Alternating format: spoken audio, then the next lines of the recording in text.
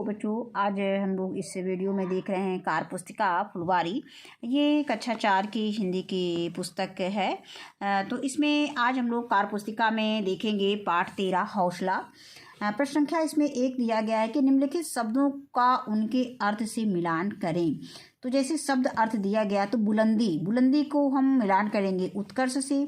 दाखिला, दाखिला को मिलान करेंगे प्रवेश से। प्रतिभा, प्रतिभा को मिलान करेंगे असाधारण बुद्धिमत्ता से। हताशा, हताशा को मिलान करेंगे निराशा से। और प्रतिद्वंदी, प्रतिद्वंदी का मिलान करेंगे मुकाबला करने वाला से। आगे आता है हौसला, हौसला का मिलान करेंगे उत्साह से। और लक्ष्य, लक्ष्य का मिलान करेंगे उद्देश्य से। तो इस तरह से हम इसको अपनी कॉपी में देख के वीडियो देख के मिलान कर लेंगे। आगे आता है प्रश्न संख्या 2, नीचे दिए गए प्रश्नों के उत्तर लिखिए। कक्षा में पहला है कि कक्षा में सबकी आंखों का तारा कौन था? तो माइकल था। इसको हम इस तरह से भी लिख सकते हैं कि कक्षा में सबकी आंखों का तारा माइकल था। अब आगे आता है प्रश्न संख्या, अगला प्रश्न, बच्चों की राष्ट्र स्तरीय प्रतियोगिता कहाँ होने वाली थी? चेन्नई में। इसको हम लिख सकते हैं कि बच्चों की राष्ट्र स्तरीय प्रतियोगिता चेन्नई में होने वाली थी। अब अगला प्रश्न है कि माइकल ने बच्चों से क्या कहा? तो इसका उत्तर है कि माइकल ने बच्चों से कहा कि विपत्ति के समय हौसला बनाए रखना जरूरी होता है। अगला प्रश्न है प्रश्न संख्या 3 कि निम्नलिखित मुहावरों का वाक्य प्रयोग कीजिए। तो पहला दिया गया है आँख का तारा होना, यानी प्रिय होना। शीला अपनी माँ बाप के आँखों का तारा है। या अब अगला है रंग में भंग पड़ना, खुशी में बाधा पड़ना। खेलते समय राम को अचानक चोट लग जाने से खेल में रंग में भंग पड़ गया। अब आगे है खुशी का ठिकाना ना होना, अत्यधिक खुशी होना। यानी कक्षा में प्रथम आने से रवि की खुशी का ठिकाना ना रहा। आगे है हिम्मत ना हारना, कठिनाई यानी साहस खोना, साहस ना खोना। हिम्मत ना हारना यानी साहस खोना। कठिनाई देखकर हमें हिम्मत नहीं हारनी चाहिए। तो इसमें हम इसको अपने मन से इसका वाक्य प्रयोग भी बना सकते हैं इस वाक्य को। अब आगे आता है प्रश्न संख्या 4, रिक्त स्थानों की पूर्ति कोष्ठक में दिए गए शब्दों से कीजिए। जैसे दिया गया है कि प्रकाश, मित्र, हंसता हुआ, सावधान, निराशा, ये शब्द दिए गए हैं। इनको हमें इसमें भरना है। बालक की छोटी छोटी आँखें, घुंघराले बाल और हंसता हुआ चेहरा था। तो इसमें क्या लिख देंगे? हंसता हुआ।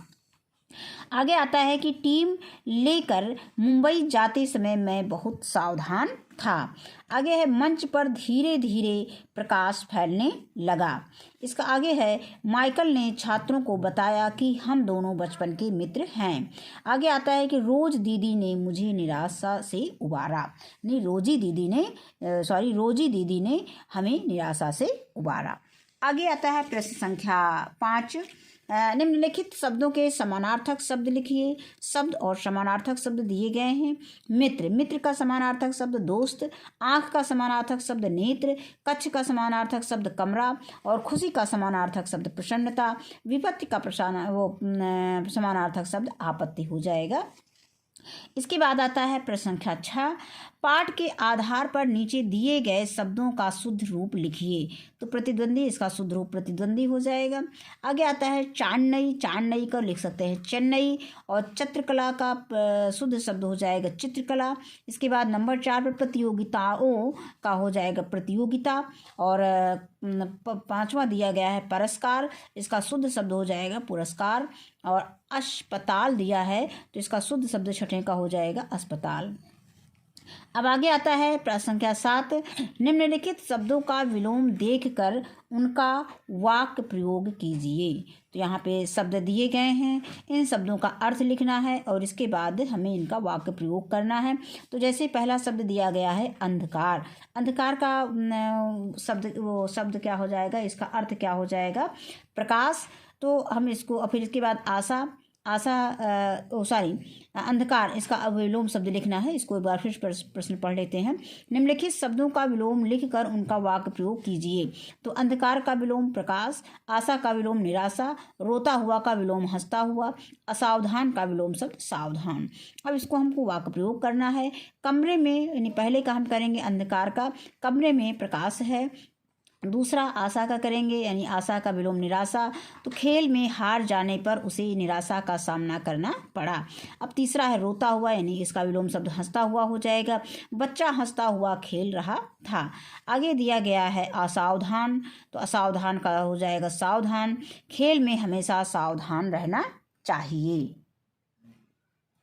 अगला प्रश्न है, नीचे दिए गए यातायात से संबंधित संकेतों का आशय लिखिए। तो यहाँ पे ये जो पहला चित्र बनाया गया है, इसका यातायात का जो संकेत है ये हार ना बजाएं से संबंधित है। दूसरा है आपातकाल फोन, ये जो चित्र बनाया गया है, इस बॉक्स में जो दो बच्चे बने हुए हैं ये विद्यालय का प्रतीक है, यानी ये बता रहा है कि ये यहाँ पे ये विद्यालय है, ये विद्यालय का संकेत है। इसके बाद आता है इसमें ये पेट्रोल पंप का संकेत है, और ये दाएं हाथ पर मोड़ का संकेत दिया गया है। आगे आता है अंदर आना मना। ये इस तरह से अगर कहीं पे निशान लगा हुआ है तो इसका अर्थ होता है, इसका संकेत होता है कि अंदर आना मना है। अब इसके बाद दिया गया है प्रश्न संख्या 9। नीचे दिए गए बॉक्स में यातायात सुरक्षा संबंधी अन्य संकेतों के चित्र चिपकाएं। अगर आपको चित्र नहीं मिल रहे हैं, जैसा कि मैंने इसमें चित्र बना दिया है, अगर आपको नहीं मिल रहा तो आप चित्र को बना भी सकते हैं और चिपका भी सकते हैं।